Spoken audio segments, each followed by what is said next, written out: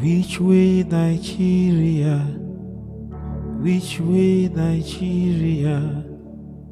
Which way to go?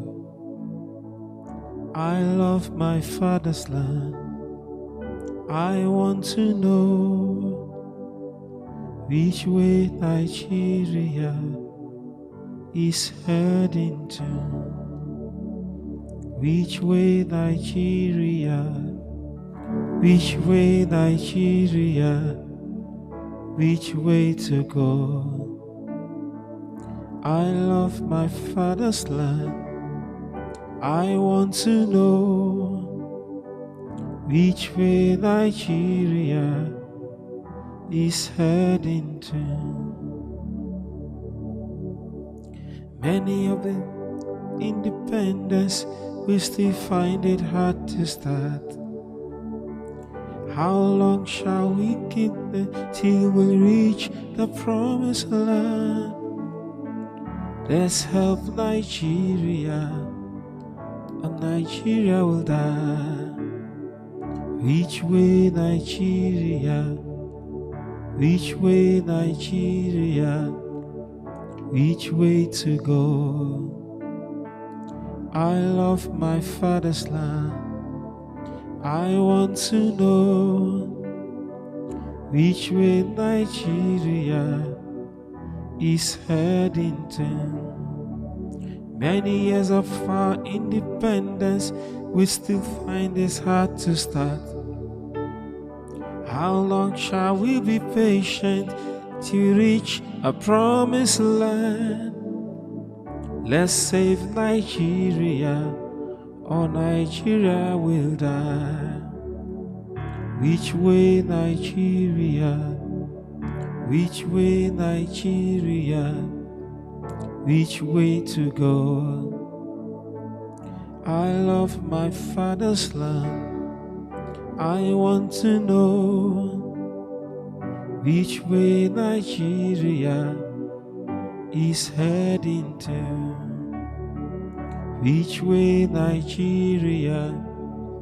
Which way Nigeria? Which way to go? I love my father's land. I want to know which way Nigeria is heading to. Which way Nigeria? Which way Nigeria? Which way to go? I love my father's land. I want to know which way Nigeria is heading to. I want to know which way Nigeria is heading to. Which way Nigeria? Yes, thank you, Lord, for this opportunity once more. What a joy to bring another special package of Catalyst Coalition platform your way. We're trying to promote a catalyst consciousness in every one of us. We're trying to stir it up.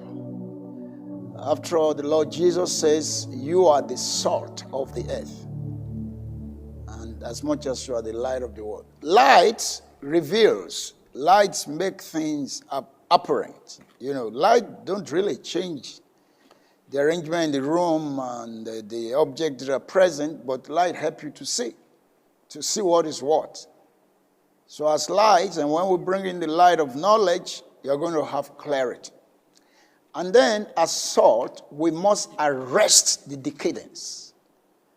As salt, we're not just to season, we're also meant to stop the process of corruption, arrest the process of decomposition, and of course sweeten and transform things. But if the salt loses its savor, Jesus says it's good for nothing. May we not lose our savor.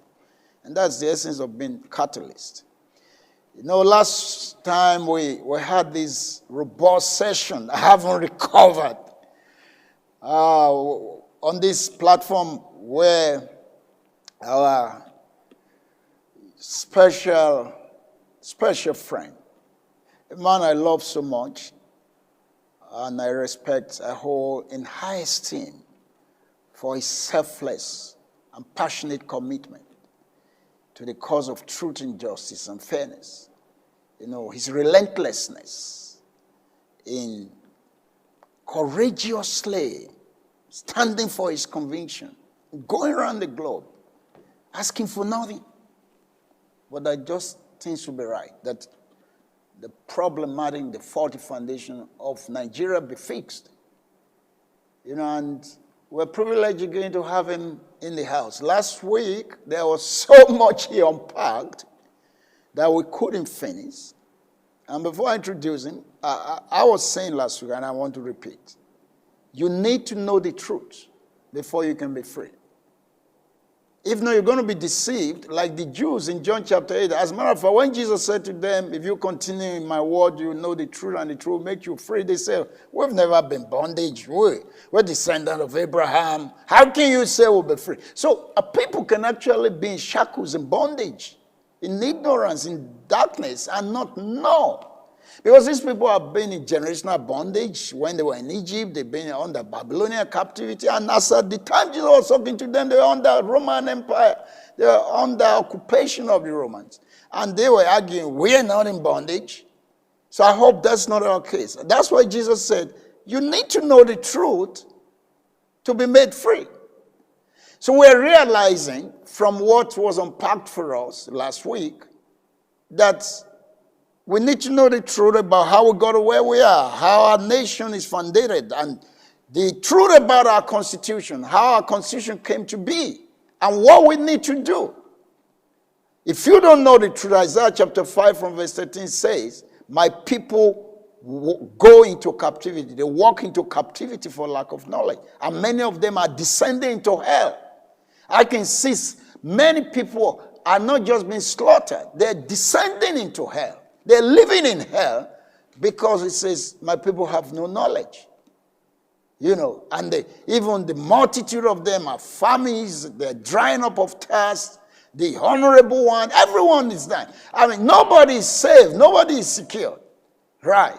Because people are ignorant. People are ignorantly upholding what they should bring them. So, and that's why today we're going further. We want to be empowered with the knowledge of truth. We want our conviction to be strengthened. We want to take a firm stand. And if people need to do this, whether you are religious or you are not religious, God is a God of truth, of righteousness, of justice. He fills Zion with righteousness and justice to give wisdom and knowledge that can bring stability. It's in Isaiah chapter 33, verses 5 and 6. So I can go on, but we don't have the time today. Back in the house is the Secretary General of the Lower Niger Congress and the co-convener of Movement for New Nigeria. Our great, I call him elder statesman. He doesn't want to be called Mazi High Chief. He's in the trenches, relentless fighter. I salute you, my brother. Thank you, sir. Thank you. Tony Nadi, a legal practitioner. Welcoming viewers one more time. Anointed to bring liberation. Thank you for having me, sir. So we're back with you, yes, and please tell people to join us wherever you are joining from, whatever is your time of the day in your part of the world. The Lord bless you, and the Lord enlighten you and empower you, so together we can bring a change. Now we're going to let Comrade Tony loose. He's a chief catalyst. We're going to let him loose with his side of the debate. Where do we go from here? The other time, I don't know, you brought the house down. You didn't just do a prognosis. Again, you did a quick diagnosis. And I don't know if you took us to the theater. I don't know if you did a surgery. But the people need to know. The young people, the people that came out with the hashtag A.S.A protests and all the aftermath that follow, the politician, the non-politician, religious, non-religious people, men, women, everybody. Yeah. Now that you've shown us that the Constitution, which many people are saying, We've heard it from the floor of the Senate. We've heard it from well-meaning Nigerians, reasonable people, that the 1999 Constitution as amended is a problem. And you showed us the evolution of this. Yeah. What do we do? How do we get out of this? What are we in? I don't even know what to call it. So, Quagmire. Tony, quagmire. So tell us, what's the way forward? That's a panacea, by the way. Yes. We're doing prognosis and panacea about Nigeria. Yes. If we thank God for internet, and particularly for the young people who are now wondering how their lives, have been turned upside down, their future mortgaged. If we go to YouTube and click the title, Unraveling the Foundations of the Caliphate Prison, Unraveling the Foundations of the Caliphate Prison, Okay. we will see the... And that is metaphoric. It's not that there's a prison somewhere. It's actually, I don't know how else to describe it. It's figurative. I don't know how. So there is an invisible prison. Yes, and we need to unravel the foundation. So, and it's on the net. Not only are we in that prison, we're also shackled in the cells, in the underground dungeons in that prison compound by this constitution. This constitution locks us into a union of death, a union of attrition, a union of backwardness. And we don't know. That's the prison itself. Okay. Then the exclusive list on this list, inside the constitution, locks us inside our various cells. Okay. It is on account of that exclusive list. Our miserable cells. Yes, that is on account of that exclusive list that the oil and gas of Nigeria Delta now belong to Bayelsa people. To Kano people and the Gawa people. Really? It's on account of that exclusive list that the ports of Lagos are controlled from Kano.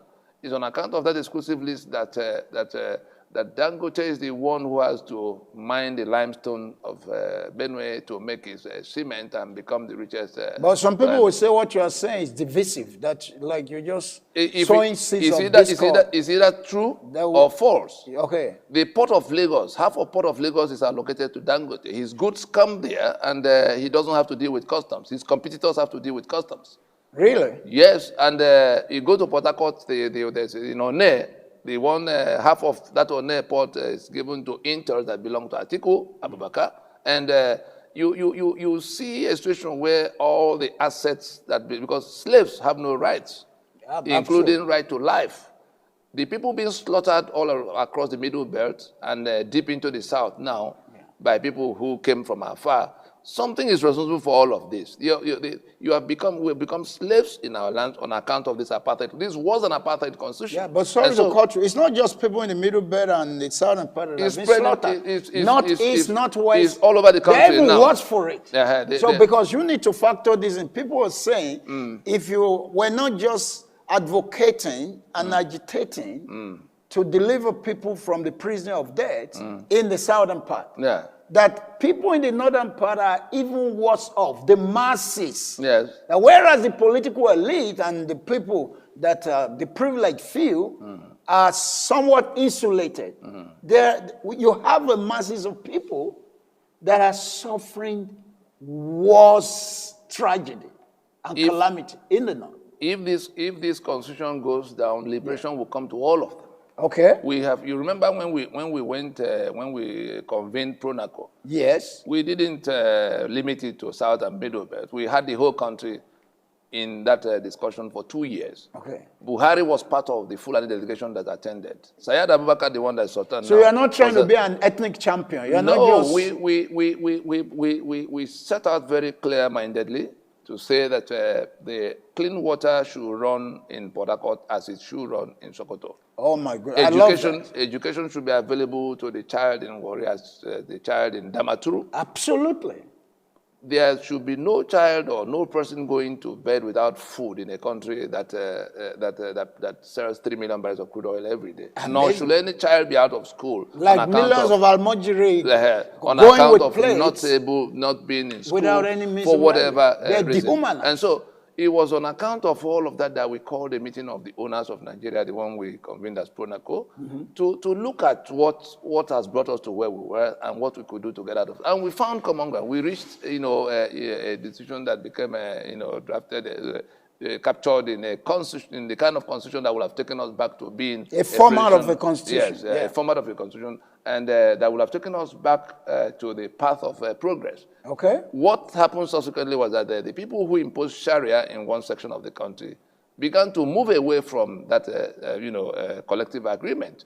In year 2000. Is that what you mean? Yes, they already declared their Sharia in year 2000, and we saw that it was something that could consume the country if That's it was some not state arrested. in the north. Yes, so we went up to them. We went everywhere to say, look, gentlemen, let's not go this way. Let's go. Nigeria was not our project at the time it began in 1914. The British were on their own mission for themselves. Now they've left. But it appears so many of the things they left behind are still haunting us. Why don't we go and look at everything together? And we succeeded in getting 164 ethnic delegations that sat for 2 years. We sat in Lagos, we sat in Port Harcourt, we sat in Enugu, we sat in Jos, we sat in Kano. We came back to conclude in Lagos. The United States sent observer mission to that conference. The European Union sent observer mission. All the armed groups at the time, A.S.A and his Niger Delta Was it the same time volunteer that President Obasanjo's own national confab was running? It was. Or after that? We advertised Pronaco in 2004. Obasanjo went on air to say we were committing treason if we were going to invite the owners of Nigeria to a meeting outside government control. Okay. And we said to him, it's not a matter for government. The owners of the enterprise are the ones to discuss their enterprise, not the management they hired. He didn't want that. Yeah. He didn't want that. But seeing the mobilization that had been done, he then set up the McAfee Commission in December, committee in December of 2004, that became the National Conference of 2005. Okay. You understand? And then because asking member of Pronaco like Professor Olusoyinka to go yes, to all of those who were own put in the comfort. Pronaco, he invited Professor, they invited Soyinka and Nohoro to come to join. Of course, we asked them to stay away because as at that time, it was clear to us that they were not prepared to address the problem. Yeah. They were still calling a meeting that will happen in Abuja and government will control all of us. Still window dressing. So we stayed away from it. Of course, it collapsed in March of 2005, and then we resumed the Pronaco later in October of 2005. And later came out with your own template with of the a draft, constitution. yes, of something that would have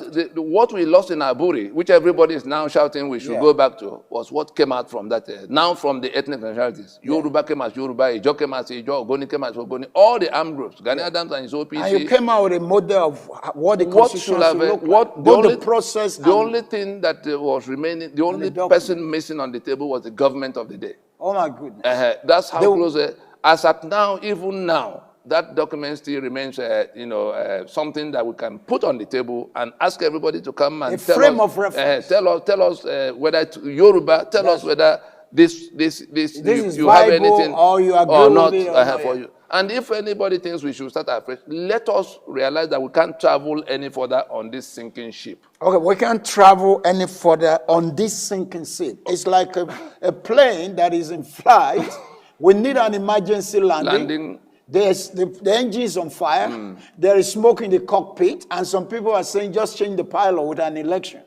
So, but you are saying yes, that the solution to the problem. The problem. The tap has to be turned off. We can't continue to mop for corruption, mop for electoral malfeasance, mop for insecurity, terrorism. We can be mopping for another 50 years. We've not made any progress. The solution to the problem is to turn off the tap. This constitution has to go like the apartheid constitution had to be taken apart in South Africa. This is the tap that is causing everywhere to be flooded with evil. Evil. Whether you talk about corruption or infrastructural decay. Okay, so how do we turn off the tap? How do we do that? Because the people that are on the pedestal that the constitution provides for them and benefiting from it, feeding fire, with the immunity it grants them, okay, to perpetrate whatever they don't want this to be adjusted. You just made a point. Yes, there are. Let us, our people, we everything we need to take down this constitution is in our hand if we can listen to ourselves and do just what we're asked to do. Okay, right now, there are 200 million or so of us here. All of those who are in government house, if elections were to happen, it is by elections that this constitution is the life of the constitution is renewed every 4 years. Like the next election in 2023. The one they're advertising in 2023. The reason they are struggling to get to that election now and throwing the slot to Eastern Nigeria is that the onslaught against this constitution because we have woken up all of those who are suffering one thing or the other. From slumber. All the agitations in the land, Niger Delta, your resource cannot be returned to you except this constitution goes down. Manufacturer, electricity will not get to you or except the constitution goes down. Okay. People being slaughtered in the Middle Belt and elsewhere by herdsmen, whether they are And even in northwest, northeast, wherever, your situation will not, kidnapping, the security banditry, in the land will not improve, whether it is SARS or the regular police or the army, all of those How about the different vigilante group like Amotekun? Will that save us? All of those things will not provide any better security except this constitution goes down, so that those who are the constituents can resume the right to defend themselves and protect themselves. That's what a federation should be. Okay. It is that over-centralization that consumes the electricity. Is that over-centralization that consumes security? Is that over-centralization that consumes the elections that turn out worse and worse progressively, as we see? And the way elections that are predetermined and predict. The way to turn off the tap is to realize that the winner of any elections, any national elections in Nigeria, will have to govern by this constitution. We have to swear to and govern by this constitution. Yes. Realizing that, we then ask ourselves, is it by going to have another election that we're going to solve this problem? Yeah, but apart from that, you spoke about electoral reform that has been made impossible. Electoral reform is of no also, use. The electoral body is also part of this over-centralization. INEC is in Abuja deciding who the INEC will process all the candidates. Yeah. So if INEC decides to confront you with a choice limited to, you have to choose between armed robber, arsonist, ritualist, and murderer. Yeah. If those are the four candidates. Yeah. But apart from that, they also control even the voter registration. Everything. So if they know that your region is not likely to favor whoever they're working for, you can be disenfranchised from the voter registration. Is whoever they process, of the real election itself. Is whoever they process for you that you get as governor and senator. Whoever Abuja processes for you, the same way, whichever electricity they give you. And it's controlled from the top. Yes. Like the place is controlled from the top. Over-centralization is the name of the sickness. That's correct. Unitarism. One IG controls all the commissioners. Yes. And no commissioner is answerable to a governor. No governor. The governor who is supposed to be chief security officer of a state is actually toothless and powerless. He has no control over one rifle. So all of those who say, oh, let us go and form vigilante, if you are found with the gun that the police didn't license or the federal government gave to you, you can be shot at sight. Absolutely. That's how bad it is. Absolutely. So no matter how much threatened you are, you can't defend. You can't pull a gun to defend yourself.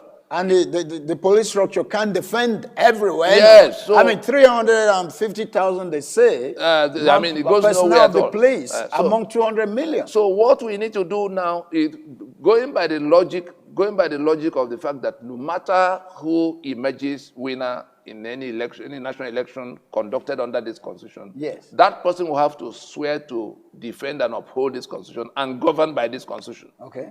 Knowing that, we then come to the next point of logic.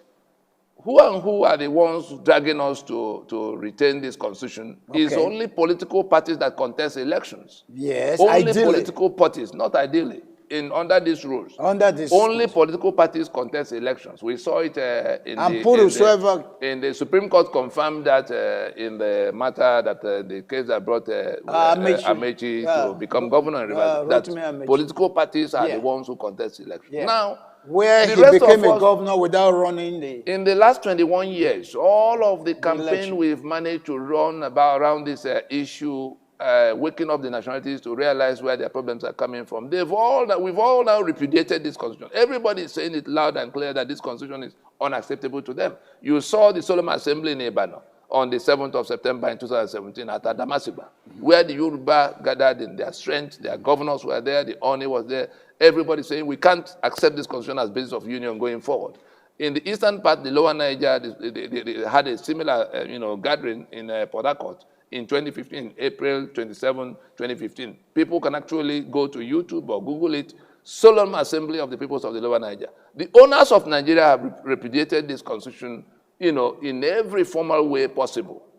The only people sustaining it are those few, less than 1%, far less than 1%, that want to keep the benefits. The governors are looking at the 5 billion and 10 billion they get every month. The senators and house members are looking at the 40 and 50 million they get every month. Up to council chairman, anybody who has to swear to defend and uphold this atrocity, this source of evil, is doing that because of what they want to get.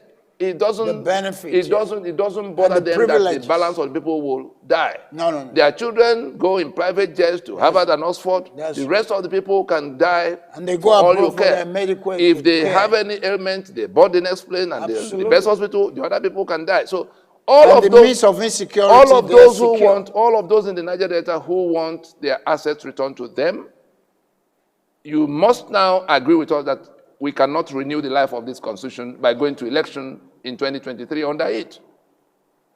Those who are being killed in the Middle Belt and elsewhere around the country, if you go to another election, you are saying, I want to be killed some more. My goodness. Those who are crying about electricity, you're actually signing a death you warrant. are saying if you choose to go with those who are dragging you to the election in 2023, you are saying, look, I want more of what I'm seeing. How about people saying like part of the aftermath of A.S.A.'s protest should be that youth should organize themselves possibly into a political movement or party and mobilize widely and, register the mass and vote out these people? Again, ignorance and dishonesty, or both. If young people form their political party, young people's party, or they mobilize they will just be one of the parties that INEC will control for where they end up. And whoever wins the election will have to govern by this constitution. So it's like the vehicle is bad. It doesn't matter who you put as driver. You put in charge. Yeah. This constitution guarantees that that person will do just what we're seeing now. Yeah. The person will not owe the citizen any obligation. The person will have the spare key to the treasury. The persons will have immunity, from all kinds of things you should be doing to stop the people who you mandate. To sustain their impunity. The 68 items of exclusive list will remain in place. The 36 states that are not sustainable, the states were created they're not because viable. they're not viable. The states were created because there was oil money to share. 774 local government areas will remain. There's no part of these things you can touch. And all the lopsidedness in the representation. The representation in the place of decision is already predetermined by the number of states and council areas that now translate into senatorial and house seats. So in all of it, the way to go is not to say, oh, let's go get the better man to come and mop. Let us turn off the tap. Let us take down this constitution. How do we take down this constitution? The political parties who are the only ones that contest elections, that renew the life of this constitution every 4 years, all of us who are suffering from the contents of this evil document can tell them inside 2020 that they cannot take us to another election under this constitution. That was what ended apartheid in South Africa. Really? You remember in 1990 that the things came to where Frederick de Klerk had to announce to the rest of the people that the apartheid constitution could no longer carry them any further. Yeah. I'm informing our people now that there's something called constitutional force majeure.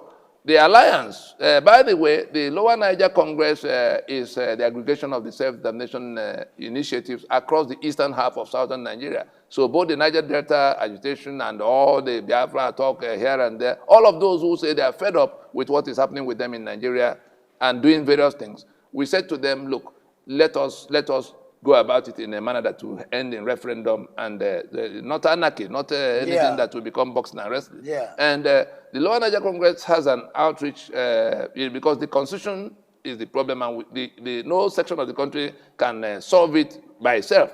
And therefore, we had to reach out to other parts of the country that were also complaining very bitterly.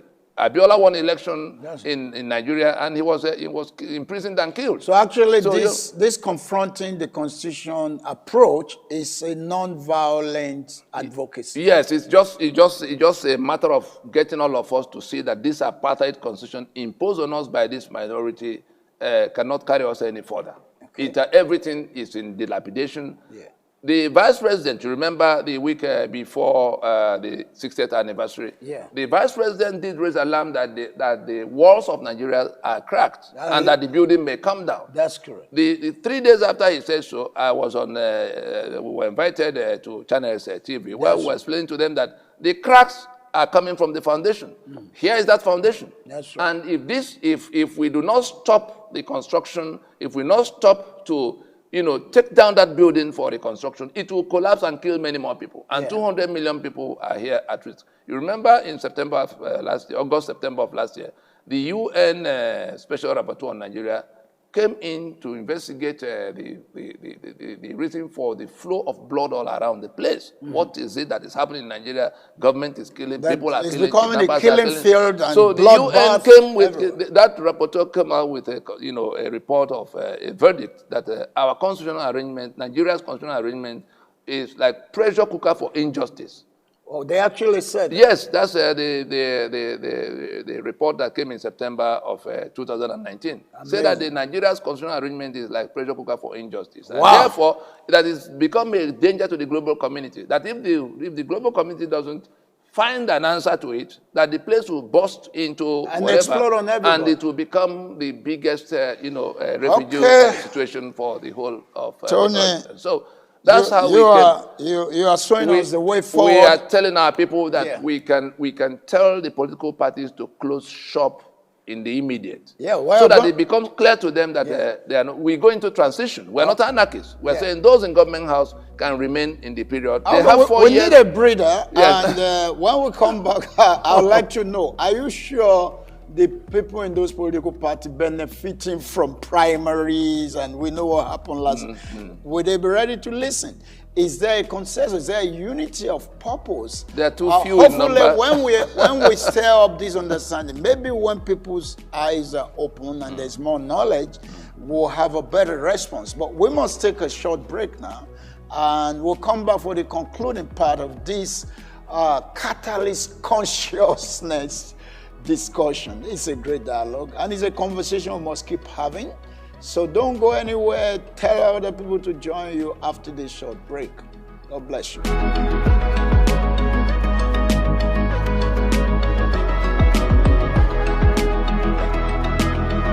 Any Nigerian who is still hanging around waiting for 2023 to change Nigeria is a fool. Line 20 Daily Faro me up and ask them to become president of Nigeria. 20 of me, 20. Multiply their brain power by 10, factor of 10, and then force them to operate the 1999 Constitution with the governance system that is enshrined in it. We shall fail spectacularly. The problem of Nigeria can never be resolved by personnel changes.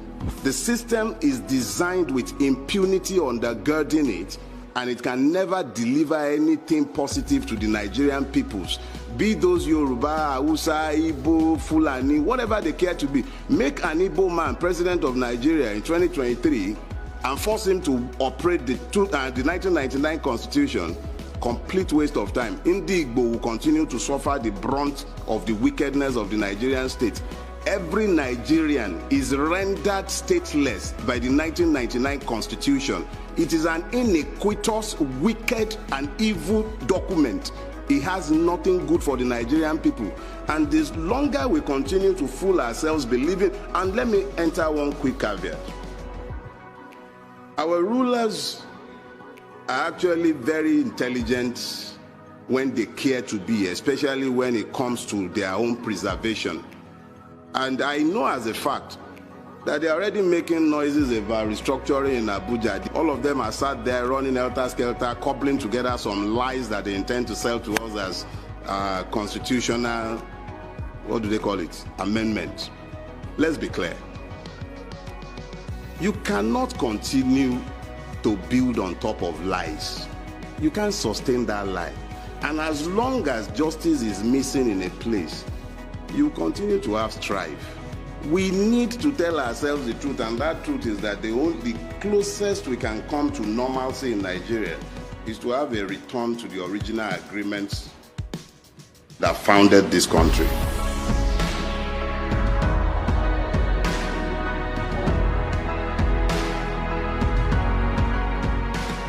So you're welcome back to this Catalyst Coalition platform. I'm still on with my great friend, Mr. Tony Nadi, a legal luminary, a legal practitioner, and a passionate advocate for justice, a man of truth, a man of selfless commitment. We thank you, Mr. Tony. Thank you. For all you've been doing and what you're still doing. Thank you. And for helping us. You're empowering us, you're enlightening us like no other person has been doing, to the best of my knowledge. So you were telling us what we need to do about this constitution that everybody that want to be realistic is saying is a foundation that need to be fixed. It's a problem that need to be sorted. And it's amazing that even people in power now, before they get there, they used to know what you're saying, and they will commit to that. But it seems like when they get up there, they forget about it.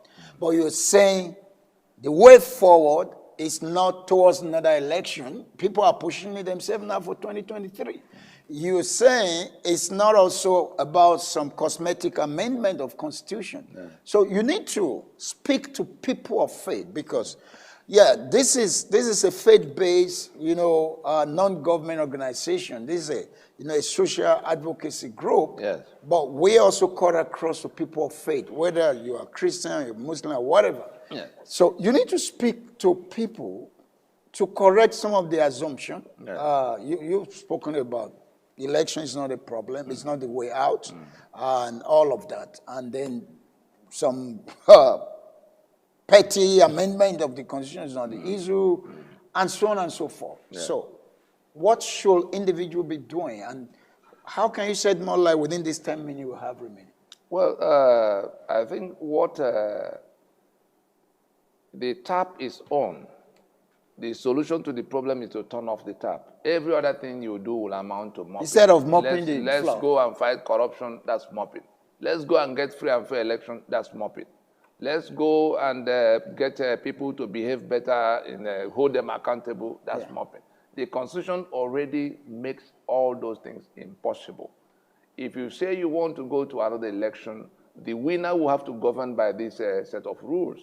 He's going to have to swear to defend and uphold this evil as the condition for coming in. So it's not about who will get into office through the election. As difficult as it is to get people into office. Yes, the right people. There's nothing, at the end of the day, elections happen under this constitution. The winner will have to govern by this constitution.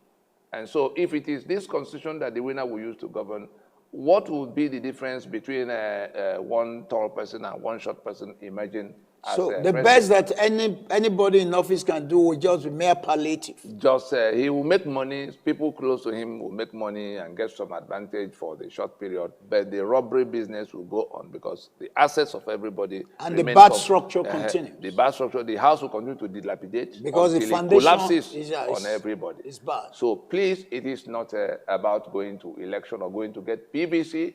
Anybody talking about PVC, ask them the constitution by which the winner will govern. And if it is the same constitution, then refer them to all these sections we've told you about why corruption is created by this, how corruption is created and protected. And sustained. And protected. How the infrastructure is compromised, how electricity is taken away, how refineries are taken away, how the assets of the federating units are taken away, and the right to work those assets. So in all of that, it is not by going to another. If you choose to go to another election under this constitution, you are saying, oh, let things remain the way they used to be, the way they are. It doesn't matter who you manage to put there as your candidate of choice. Like the definition of democracy is in 3 parts. Government of the people, by the people, and for the people. It refers to the foundation of the building, the vertical columns, including the pillars carrying the building, and the roofing structure. Yeah. If you say, oh, let's forget about the foundation, and you keep building, that's what Nigeria has been doing since we abandoned the foundation of federalism. Okay. And that's how we got to where we are now. Since 1966. Elections fall into the category of the government of the people means that the people, in exercise of their sovereignty, decide the supreme rules. That's the constitution.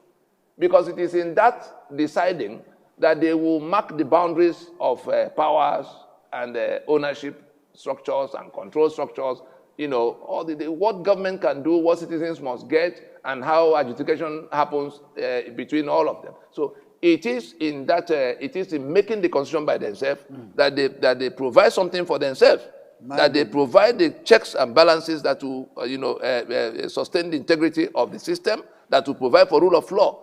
It is in not addressing that foundational issue that we come to the second part, which is by the people, which has to do with the elections and how people come to government and what they do in government. Okay. Before we now come to the for the people, is there anything that has now come to the people from the democracy? They think that the dividend of democracy will not come because there's no democracy anywhere. Absolutely. You can't get dividend when there's no democracy. No. Now, Mr. Tony, we have 5 minutes. Yes, it is what we'll be asking our people to do. Yes. Now that we know that it's not election that will solve the problem, it is also not amendment. Not amendment. Because some people are saying if you want amendment, go through the National Assembly. The National Assembly go contest election. is an issue. The National Assembly is a product of this Constitution. That's right. And the people who have to decide on those amendments, in fact, the legislative mandate of the National Assembly does not include constitution making. And some people in the National Assembly are puppet in the hands of some puppeteers. Not even who before are you come to benefiting that, from this. That section 14.2a I had to read in the previous edition. Yes. That says that sovereignty belongs to the people, from whom government, through this constitution, derives all its powers and authorities. So, let the young people in this land ask the lawyers, confront the senior advocates, question the professors of law, whether it is the National Assembly that will make constitution or the people by themselves.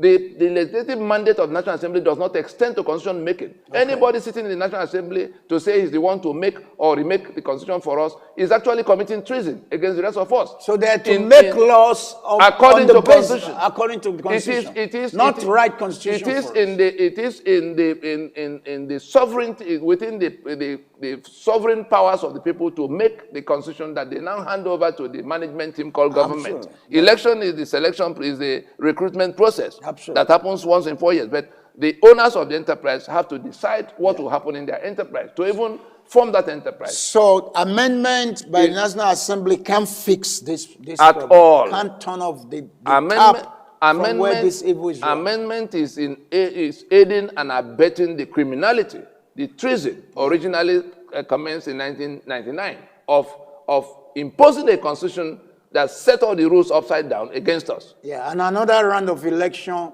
can only reinforce it for another 4 years. Perpetuate the bondage, yes, and the destruction, yes, and all of this evil that is happening. Yes. So not amendment, not election. What then should it be? Yeah. We can, if we decide to end our trauma. That's right. We can stop the political parties from dragging us to another election. So what should individuals be doing?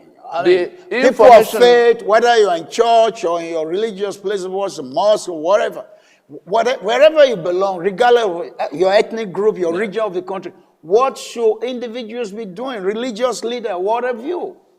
That's our party information dissemination, so that the people who come to cry to us in church, in the mosque, and everywhere, the populace whose lives have been turned upside down, we want the church to produce the bishop tutus that will aid the defeat of this apartheid in this land. Okay. Not to side with the enemy to keep this constitution. Yeah. And what in this age of internet, if we select even the things that have emerged from here today, and the one that came from the last year, the one that is titled, Unraveling the Foundation of the Caliphate Prison. That's right. If the people of faith, if the places of worship in Nigeria would select one day to show that video, less than 1 hour, to show that video to enlighten our people. There is also a website, www.freedomfromnigeria.com. What is that freedom from Nigeria? The Nigeria of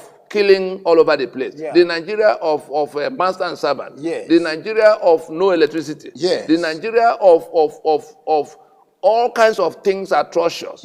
Of corruption.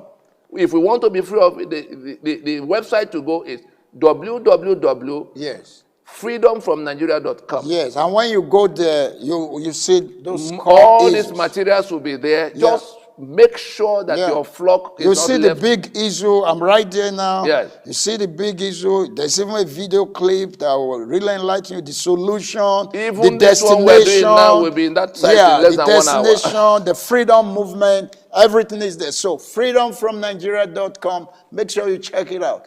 And there's still more to unpack. There's still more to deal with. But I believe we've started the conversation, and I hope this is exciting for you as it is enlightening and empowering. And we're going to find a way. We're building bridges. We're not just promoting this catalyst consciousness on this platform. We're going to keep working with Tony, encouraging him, and also bringing like-minded, well-meaning people to come and help us galvanize this process. Well, we're not going to give up until the freedom comes, until there is liberation and emancipation. On this note, I want to thank you for sharing your time with us. And I hope you let this go around. Let the people know the truth so that the truth can make all of us free. Till we come your way again, stay safe and God bless you. Bye-bye.